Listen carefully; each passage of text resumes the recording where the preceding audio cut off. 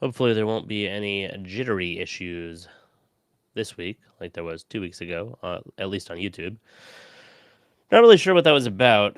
I did see something about the bitrate coming off of my internet connection was a bit low for YouTube, but nothing else seemed to have a problem with it. I'm looking at my latency and ping time and all that other fun jazz, and it seems that the stream health is great. Analytics look good, so hopefully that'll maintain through.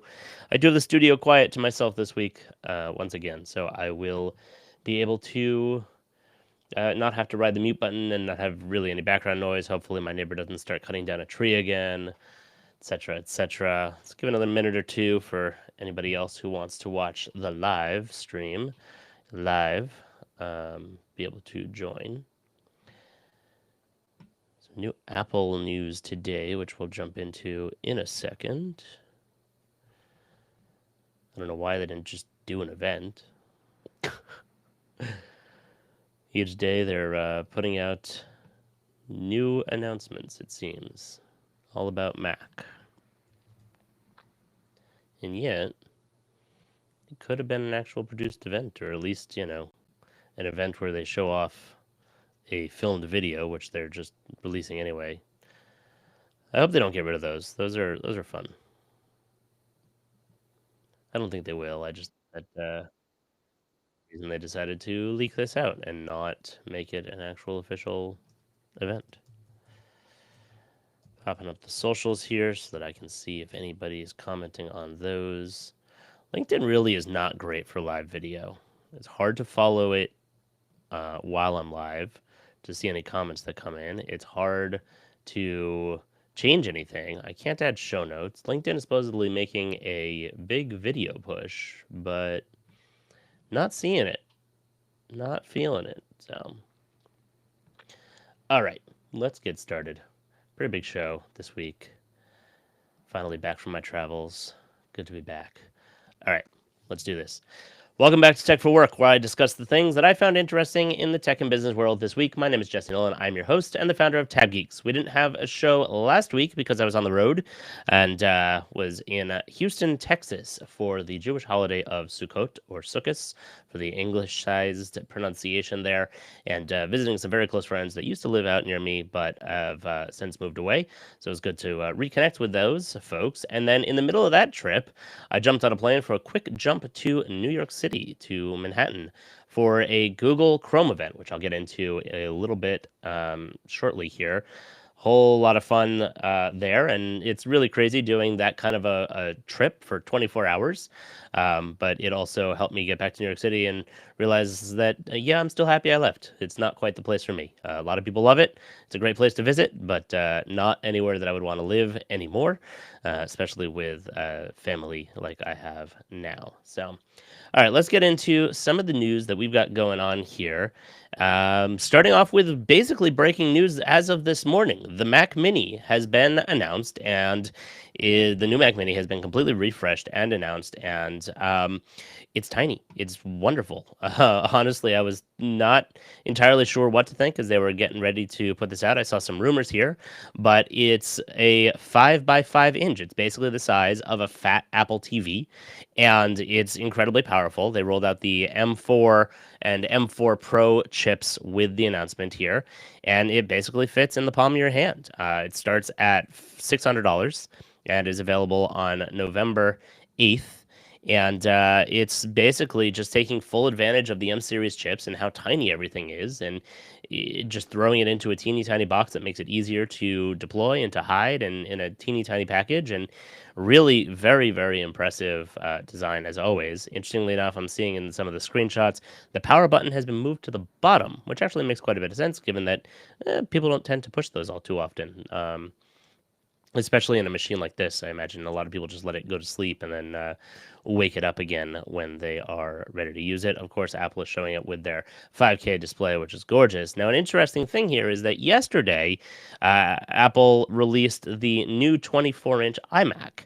And one of the things that I was really hoping for, but I think that hope is dead in the water, is a 27-inch iMac or even iMac Pro for some of my power users that like that and have that previous models still on Intel chips because they haven't made a 27-inch, and I'm starting to think that they're not going to. So my recommendation here at this point is if you've been waiting for that, you should probably get the Mac Mini with the M4 Pro processor, or wait for the Mac Mini Ultra, I suppose, with the crazy ultra core processors. Um, but I think the days of the 27-inch iMac are over, and now they just want you to buy their 5K 27-inch screen instead of putting it all in one big beautiful package. I don't know why. I really like the 27-inch form factor. I think it's really fantastic for most people, and 24-inch is the perfect family size computer if you want to just have that in a central spot in your house. But I really love, especially for work, as the center of your work, to have the 27-inch, and I'm a little bit sad they got rid of it because I do like the idea of having the all-in-one. That being said, the beauty of not having an all-in-one is once you buy that 5K 27-inch monitor or something similar from any of their competitors, you don't have to upgrade the monitor, which is why in the past I generally would avoid the all-in-ones, because then if you're upgrading the hardware, you only upgrade the box, the computer, the desktop, the internals, and you don't have to worry about what the screen is attached to. Now with the iMac rather, because it was all so well contained and always worked so well all together with very little issues, I did like having it as an all-in-one, and also the Macs just last forever. And so it wasn't as much of an issue as with some of the other PC-based setups that I've built over the last last decade or more. And, so pour one out for that size and that form factor, but it looks like we are only going to be moving forward with the external displays in the 27-inch form factor from this point forward. Now, of course, Apple Intelligence is launching alongside of these announcements this week on the Mac. I haven't really used it much on the Mac. I probably should go and test that out. I figured out what was causing the issue on my iPhone, where I couldn't seem to get Apple Intelligence to work properly. And every time I tried to use it, and mostly what I use Siri for, she's kind of an idiot. But now with Apple Intelligence, I was hoping, okay, maybe I'll be able to use her a little bit more. Mostly what I engage Siri for is setting reminders, setting timers, and asking the weather, the basic things, because those were actually doable on the regular plain Siri edition. But when I would do it with Apple Intelligence on, it would fail, and it would tell me that it was downloading Apple Intelligence. Please wait until it's done. And so I tried doing troubleshooting, which I believe I spoke about on a couple shows ago here. And I tried doing it at home on Wi-Fi, leaving the screen open, making sure it was plugged in, had power, the whole 9 yards. And suddenly it hit me, oh, on-device models are large, and I have been using my phone for a lot of video filming, and I don't have that much space on it. So I think that's the problem here. I'm going to get rid of some of the file. Well, first I'm going to do the update to the latest software, which is 7 gig on its own, and then once that's done, I'm going to get rid of a couple of the bigger apps and offload some of the video files that I've been taking, so that I'll have the space, and then I'll try it again, because there's no way that it doesn't work. We're at the production level software at this point. Obviously, it's something on my device or something that I'm doing wrong, or some serious glitch over here. So anyway, that's the big news around the Mac Mini and yesterday's 24-inch iMac. And one other piece of news on the Apple front here is that Apple came out with a new updated Apple mouse. At which point, the rumors were that they're redesigning the Apple mouse, and I got very excited because that thing is a colossal mess of design, especially with the charge port on the bottom. And what they've done is they did add USB-C. They, thank you, gave us USB-C for the mouse, but unfortunately, it still charges on the bottom. I don't understand this, Apple. Why do you maintain that it must be on the bottom? If you're going to redesign it, make it a little bit bigger so that people can actually hold it better. And there's lots of complaints about the ergonomics. But every other mouse on the market that's worth using has it in the front, just like my Logitech MX Master 3S that I use on the daily basis. And, you can plug it in and you can use it while you are working. And you don't have to worry about recharging it. And yes, I've heard people say, oh, well, it's, 5 minutes, you just plug it in and then you can use it for a long time again. You go get a cup of coffee, and after that you can use it for a long time again, and that it won't, it's not that big of a deal. And the fact of the matter is, it is a big deal, because that only gets you a little bit of time, and then it dies again, which is annoying and frustrating, especially if you're in the middle of a live stream or a presentation or a meeting or something of that, to that effect, or even just in the middle of your workflow. And it's incredibly frustrating because to charge it fully takes about 2 hours. And there's not really any notification that the battery's dying. By the way, before you go at the end of the day, plug this in, that kind of a thing. Like, you can set reminders, I suppose, but you don't really necessarily know when it's going to die. And then it just dies. So my wife, for example, has 3 of these on her desk because she just keeps one charged and just swaps between them as they die because she needs to be not have that kind of, downtime. And it's very, very frustrating as opposed to me, where I'll be working on my Logitech MX Master 3S, and I'll get a little thing from the Logitech app that says your mouse battery is dying and needs to be recharged, and there's a little red light on the side of it, status light that blinks red, or the little light on the side of it blinks red when it's dying. The same for my keyboard, and then I know, okay, I'll pull the USB-C cord on my desk and plug in my mouse and keep using it whilst it's charging, and then after a while.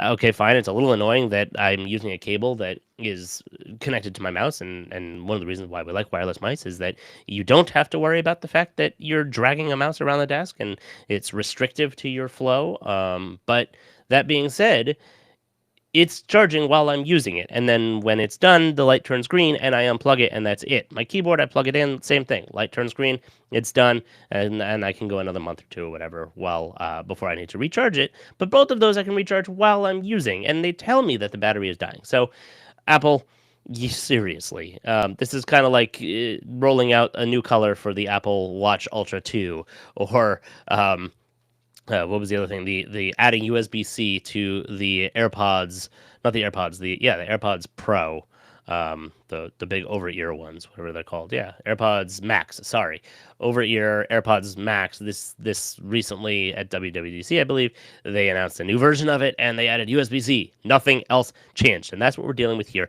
Is nothing else changed on the Magic Mouse, which is very, very frustrating. So, whatever, man.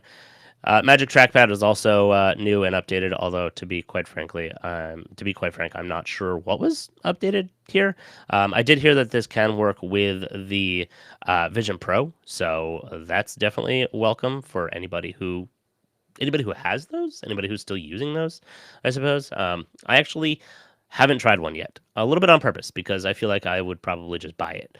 I've been forever searching and looking for the setup that's going to allow me to have as much screen real estate as possible in front of me, full 10-foot screen up in the air, and I can just lean back in my chair and do my work. And the Vision Pro is extremely heavy, but given that it costs as much as my fully loaded MacBook Pro with the M3 Max processor, etc., that's very pricey, and I don't want to be tempted. So, have not tried that yet, but I digress. All right, so that's the big Apple news there. Stay tuned for Apple stuff for the rest of the week because there is still stuff coming. I don't think that the 27-inch iMac is going to be one of them, but I'd be happy to be surprised over here. But there it is. Okay, moving on. AT&T finally has a network test drive program. This was frustrating me significantly recently because I got the Pixel 9 Pro Fold, and I wanted to use it while I was on the road side by side with my iPhone, and I wanted to give the AT&T network another test drive because it's been 3 or 4 years since I got off of AT&T because they were just not wonderful at all for coverage in my area, and they weren't really moving in the direction of 5G innovation very quickly in my area. And you know me, I want to be the fastest and greatest device and capabilities and internet speed available at all times. And T-Mobile was really impressive in that area, especially near me in Southern California and in the cities, which is where their strengths are.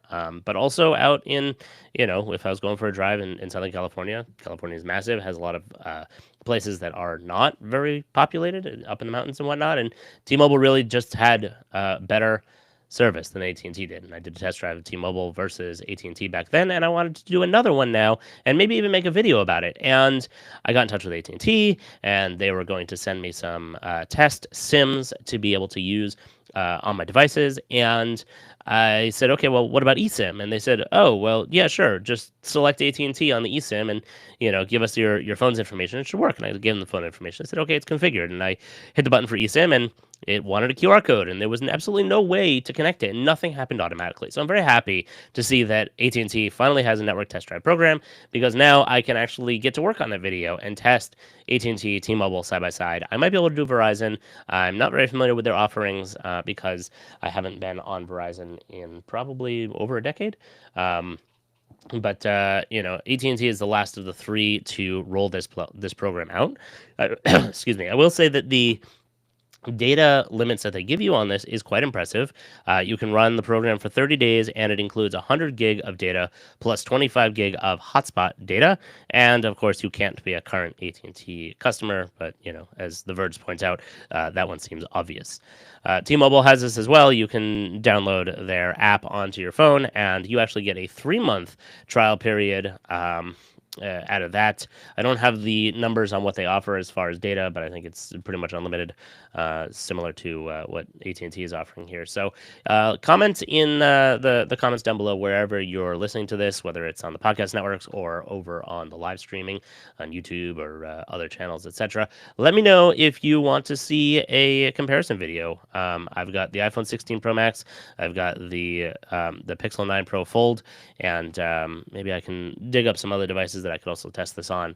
I have a iPad with a cellular connection in it as well, I believe, so maybe we'll try it on that. And then I can, drive all over the area and kind of just see how they compare. So let me know if that would be something of interest to you. All right, moving on. Tesla.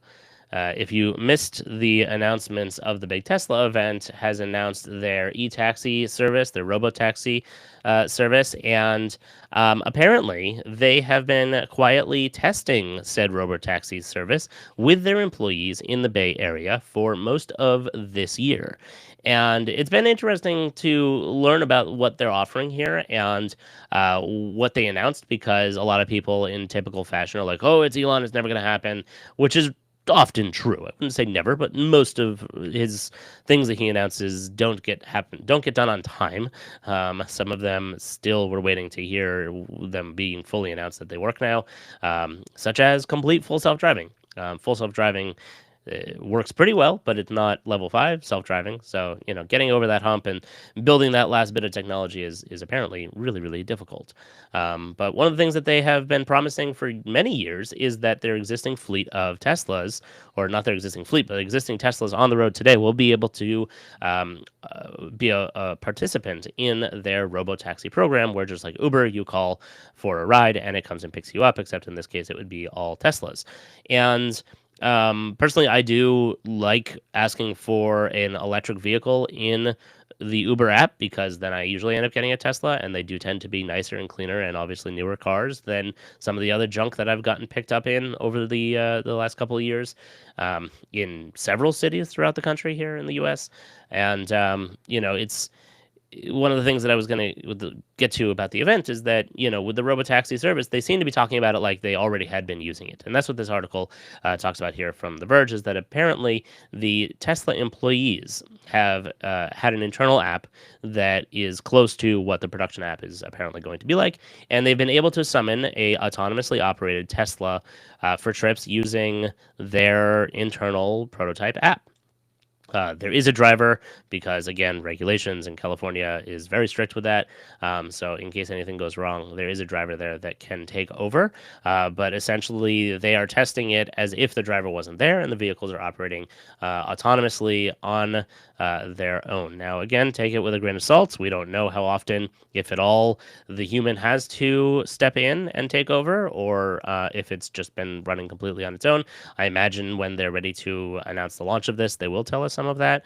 I saw an interesting article in the Wall Street Journal a little while ago talking about or comparing the differences between Tesla and some of the other self-driving taxi platforms out there, such as Waymo. And one of the things that I've always liked about Waymo is the fact that Google has, well, a lot of data on the roads because, well, they're Google Maps, but also they built an entire virtualized driving environment and had their cars subjected to all kinds of virtual issues and obstacles, and having the driving software software run in the simulation as if it was the real world, and they had tested and driven millions of miles in there in their simulation, and that's why when we see a lot of the Waymo cars that are out there, they're a little bit slower, but they are more polished, I would say, than some of the others. And Cruise obviously has not had their cars on the road for a little while now because they continuously have problems that Waymo and Tesla don't seem to be having.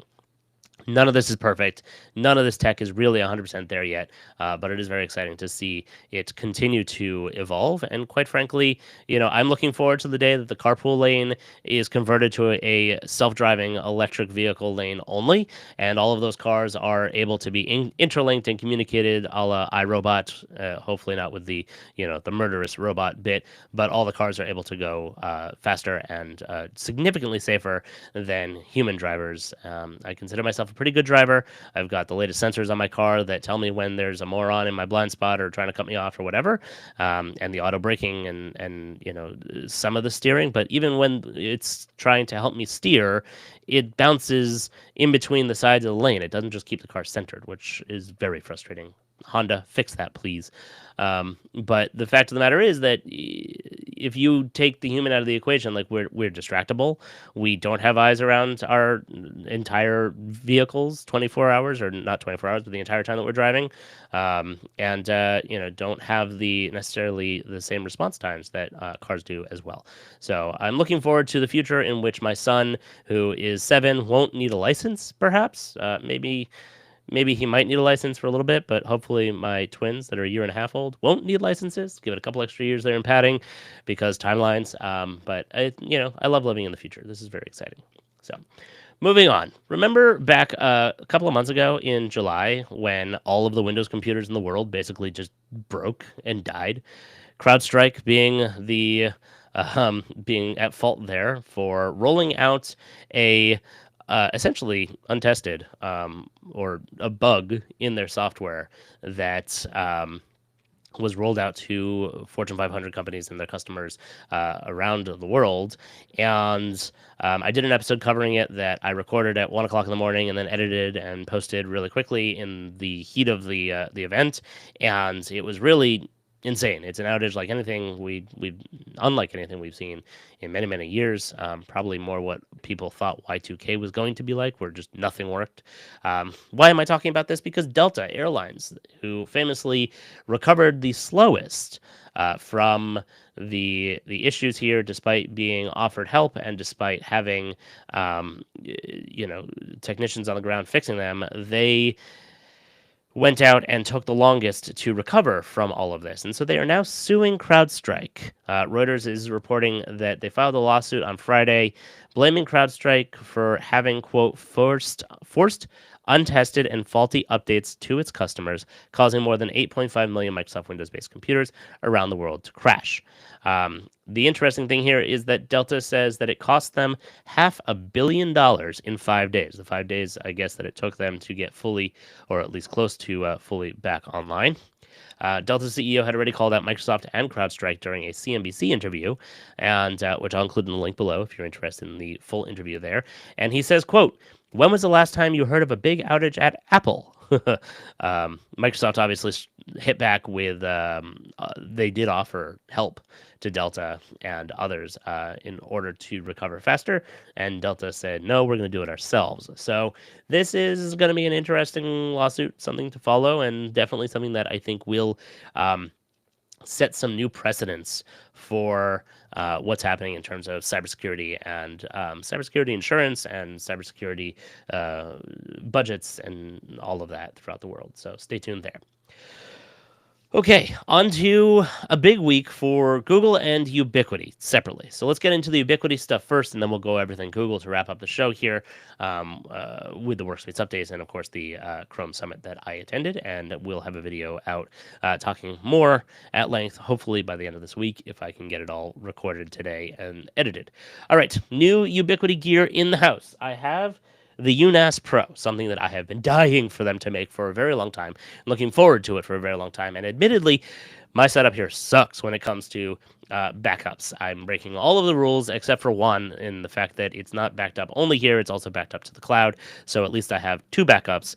I have no RAID setup. I have two external hard drives. Granted, they are professional hard drives, they're G drives.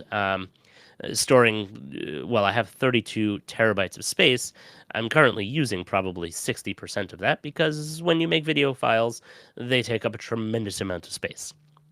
But that being said, we now have a network managed NAS from Ubiquiti that I'm very, very excited to unbox and to show off and to do a test. And I'm going to move probably 20 terabytes worth of stuff off of my storage here onto via Thunderbolt onto the network, and then set this up on a well, it's a 2.5 gig NIC, and then the NAS will be set up on a 10 gig DAC, direct access connection cable, I believe it stands for, and we'll see how fast this thing can really go when moving that stuff across or moving files from my computer over my 2.5 gig NIC right to the drives, and testing out a bunch of the features. It also can back up to Google Drive, which makes me even happier. So I'll have the RAID array set up as well as a backup to Google Drive. Obviously, you need to have the storage space in order to do that, but if you're a Workspace customer and you have more than a handful of employees, then you probably have quite a bit of storage because it is all bundled together. So all of the allotments, you get an allotment of Google Drive space per user, and then it adds all of that up for your whole domain, and that's how much storage you have for the whole domain. And then if you reach that, I have seen that you can request an increase to that as well. So little tidbits there about Google Drive. Nobody on the comments. Everybody's quiet today. What do you call it? The other things that I have here as far as Ubiquiti equipment is two things that are brand new and interesting. The UDB Pro and the UDB. Now I will bring up the Ubiquiti store here for anybody who is watching on the live stream, so you can see the about stuff on these. But essentially, these are interesting new devices that enable you to do what's called device bridges, where on the non-pro version, the device bridge, which is this little guy here, for those who are watching the video version of this, it's a small little device that is essentially a PoE injector that you can power a camera or a phone or something, plug directly into this, but it connects your network via Wi-Fi, so you don't need to run cable in all of those locations that are hard to reach. You can just plug this in, mount it on the wall, and it will, as long as you have a decent Wi-Fi signal in the area, grab that connection, and then you'll be able to power that camera. That's going to be really helpful for me in a couple of different deployments that I'm doing, because I do have some areas where it's an older house, they don't want to drill in the wall, or the area is difficult for modifications, or it's a concrete wall and they just want to put a camera there temporarily and they don't really want to do a demo and the whole nine. So this is going to be really, really helpful for that. It has a 1 gigabit LAN port that can provide up to 15 watts of PoE power, and works on the 5 gigahertz band and is capable of 867 megabits throughput rate, and is compatible with, of course, Unified Protect PoE cameras, talk phones, and anything else that is powered by a Ethernet connection. So definitely stay tuned for the video on that. I'm looking forward to getting this unboxed and playing around with it. And then on the larger side, this is going to be a fun video that I've started putting the pieces together for. This is the Device Bridge Pro, which can work the exact same way as the regular device bridge that I just mentioned, where it connects to the Wi-Fi and is capable of picking up and passing along a Wi-Fi signal. That being said, if you have ever done the UBB from Ubiquiti, which is the Ubiquiti building-to-building bridge, they are managed by the Unify network, so it's not part of the UISP lineup, and you are capable of sending a signal between two of these, or two of the UBBs, from one to the other over a large distance. This, I think, is its successor. I'll have to double check with Ubiquiti on that, because they are still selling the UBBs, although they are pretty scarce when you do see them in the store. Hopefully these will be more available, although it is currently sold out.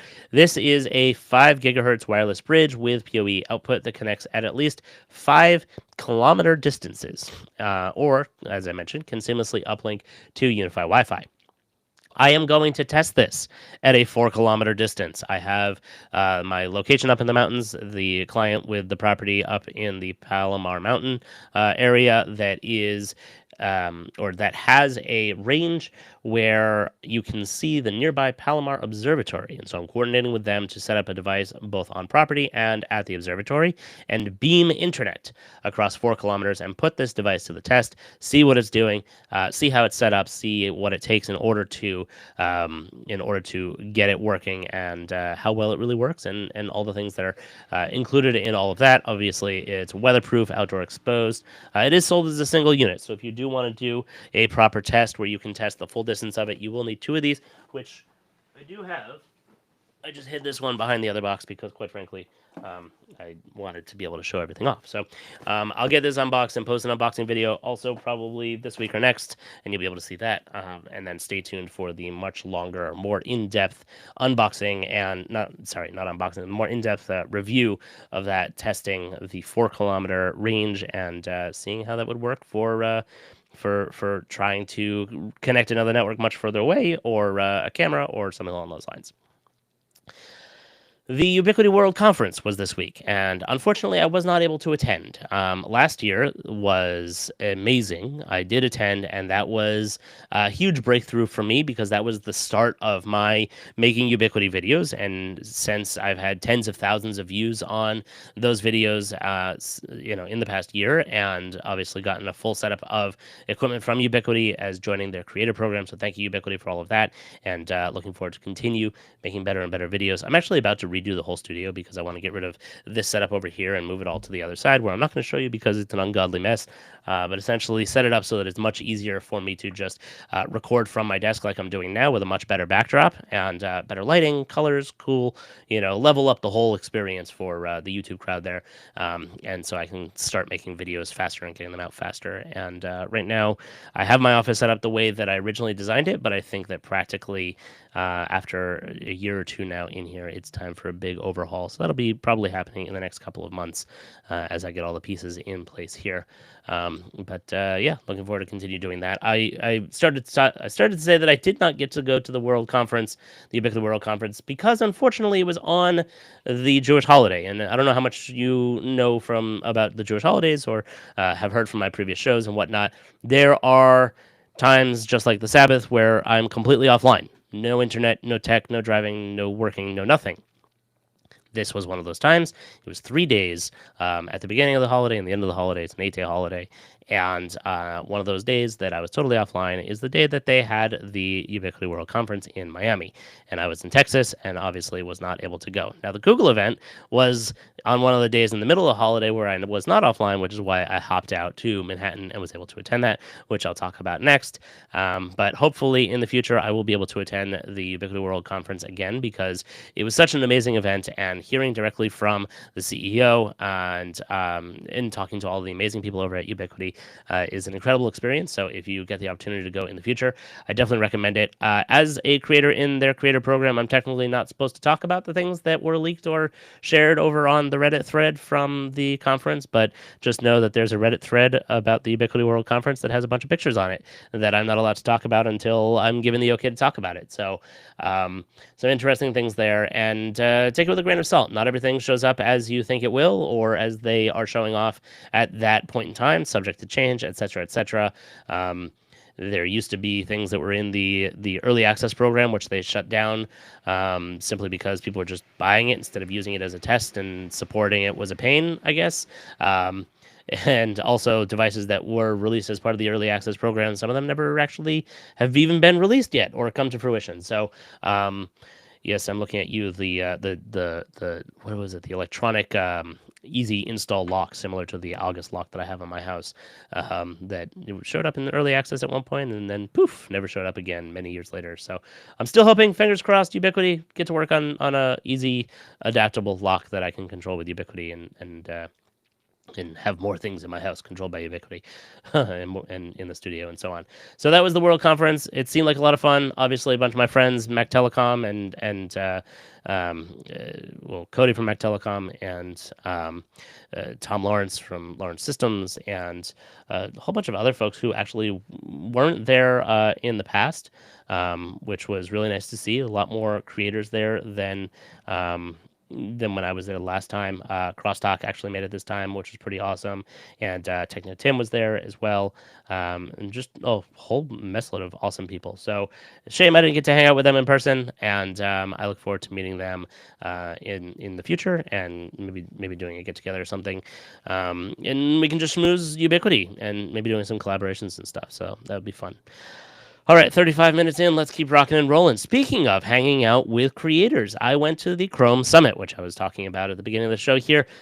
Google threw this event to show off all of the things that are coming for enterprise customers for Google Chrome, ChromeOS devices. Got to play with the new super thin Samsung Galaxy Pro, which is just mind-bogglingly thin and gorgeous, and I can't wait until they send me one so that I can review it and honestly just play with it because it is such a nice experience. HP, take notes if you ever want to get back into making the Pro device range. This is what you should be doing. This is the new standard. It doesn't have as high quality a screen as I would like, but I guess there's the next generation for that. Can we just put 2K screens and everything, please? Can we stop with the 1080? Like, full HD at a very minimum, please? Anyhow, speaking of hanging out with creators, I was finally able to meet in person the Chrome Unboxed guys, and it was so much fun hanging out with them. And I'd had some of them on the show before, like 3 years ago or 2 years ago or something like that, talking about Google Chrome. Very interesting getting their perspective because they are really deep and really high-level experts in all things Chrome devices, and they know the ins and outs of all the devices on the tip of their tongues. And we had some great discussions and arguments and conversations about the future of Chrome OS and the devices and our favorite devices and how we all got into this and so on. So go check out their video. I've got my video talking about what happened to the Chrome Summit as well. I have so many notes and videos that I have to go through from that event because they loaded a ton of information on us. But one of the cool things about it is the day before the event, which actually was most of it for me because I was only able to be there for 24 hours because of the tight timeline that I was on to get back before the holiday started up again. We got to fly in the day before and have a press event. And we started off the press event at another one of Google's offices where they showed us the Google ChromeOS Flex testing lab. And I don't have any pictures to show you at this exact moment. I could probably bring some up on the screen here, though, for my photos. They did give us all a ChromeOS Flex deployment USB drive, which I'm trying to show on the screen on the stream. Can't talk anymore. But essentially, it's a flash drive with ChromeOS Flex installer on it.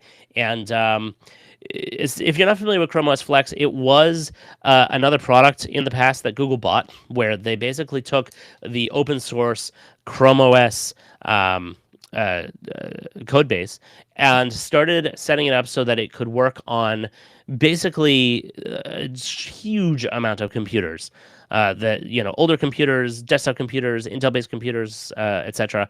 And they were really, really helpful in the fact that a lot of companies that wanted to be able to use Chrome OS but didn't want to buy all new devices were able to get longer life out of their existing devices. And this is great for hospitals and display setups and schools and small businesses because you're able to get a still significantly or sufficiently fast device that was running Chrome OS because Chrome OS is such a lightweight operating system that didn't require an i7, quad core, et cetera, et cetera. You were able to run it on these devices as if it was brand new when they're not even compatible with the latest version of Windows. Google bought this, turned it into ChromeOS Flex, and vastly expanded the program. There are thousands of devices, I believe, or maybe it's over 1,000 devices. I'll have that number in my video, I think, because somebody mentioned it, so I'll find it.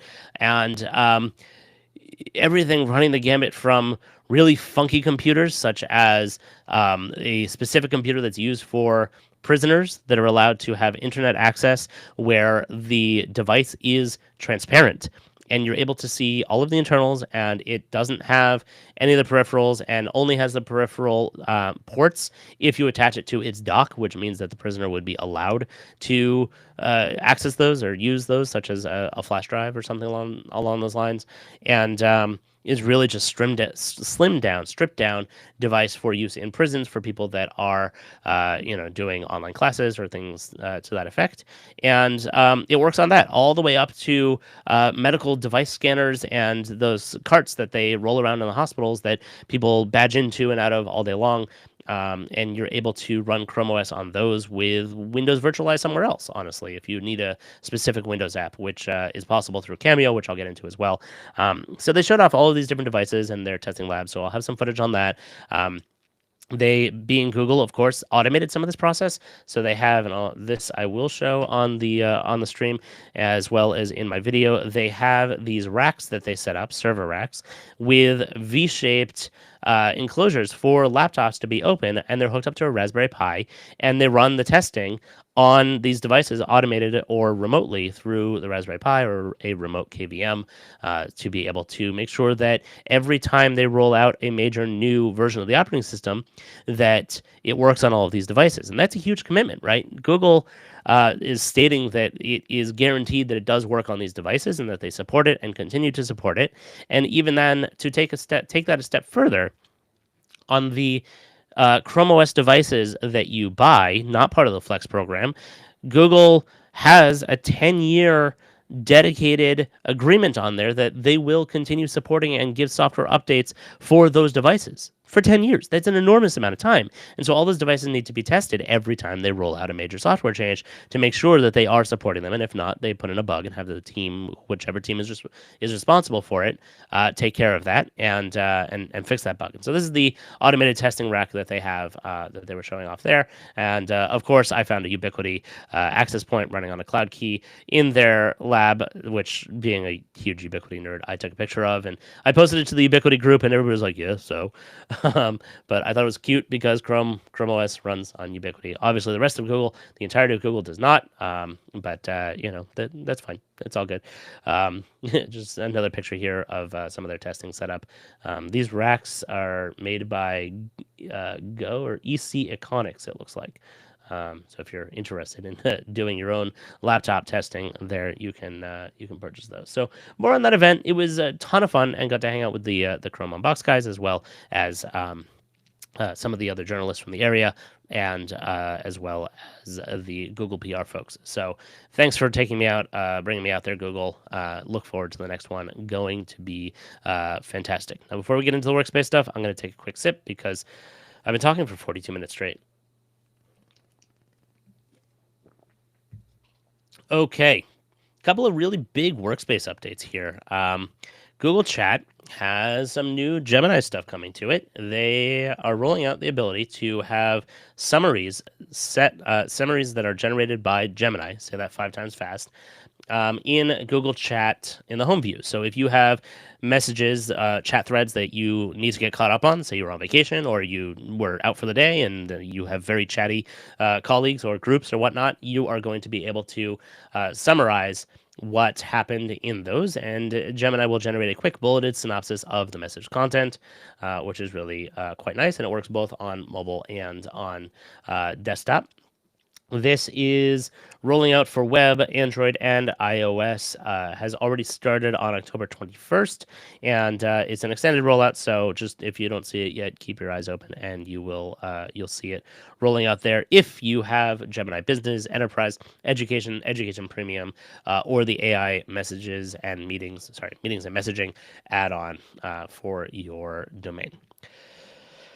Another very welcome update to Workspace here is something that was a beta before but is now generally available, is the ability to migrate users' emails from a different Google Workspace instance or Gmail account or another IMAP-enabled mail server. Now, this has previously been a pain in the butt, so I'm very happy to see this open and available and not behind some crazy license to be able to do it. You're able to take somebody who is on another Gmail account or a different Workspace or any of the cheap web-hosted email accounts that are out there. As long as it's IMAP enabled, this can handle it. And includes the ability to also run Delta migrations so that you can bring over anything that's newly generated or modified from the source without duplicating any previously migrated content. Like I said, this is now generally available. So if you were doing migrations and you're working with anybody of those other areas, instead of using another tool, take a look at this. I will be testing it hopefully this week because I have one of such said migrations to do from Bluehost. Yuck. But sorry, it's just their system didn't work with my existing tool because it's that bad. So don't use Bluehost for email. Definitely get Google Workspace. This is available to, looks like pretty much everybody, and is available now. So if you are doing a migration, definitely go and check that out. Okay, back to Gemini proper.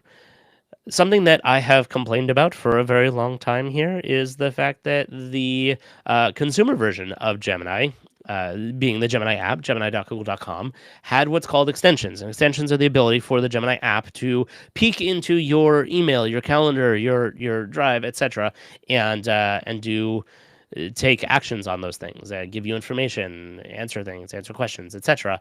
And it hasn't come to Workspace. So there's now an open beta. I'm happy to announce that you can have extensions for Gmail, Drive, and Docs in the Gemini app. And they're also adding Google Calendar, Keep, and Tasks available as Workspace extensions in the Gemini app. So that's going to be really great.